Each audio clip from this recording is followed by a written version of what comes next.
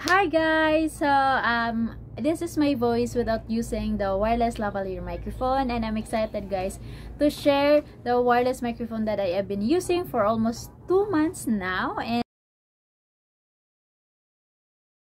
I am so happy na nabili ko siya. Ayan, ito po yung wireless microphone na nabili ko guys. Tapos ito naman yung mga enclosures niya sa box. Meron tayo ditong 2 microphones at mayroon tayong 2 microphones and also the Type-C port guys. Ayan.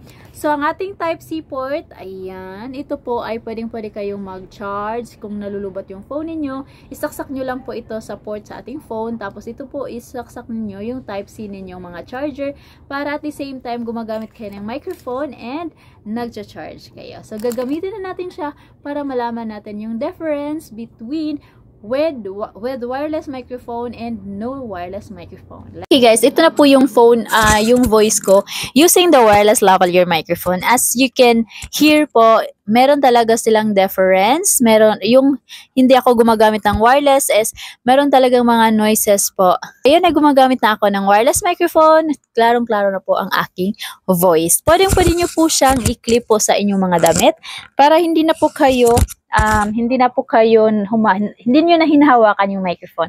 Again guys, kung mag-open po kayo ng microphone, meron dito siyang, ito po is ang turn and off po sa ating microphone. Ilong press nyo lang po siya. At meron po siyang green light. This is the indicator po na naka-on and connected na po ang ating mga microphone sa ating mga cellphone. At invest talaga kayo kasi napaka-helpful po siya sa ating paggagawa ng content.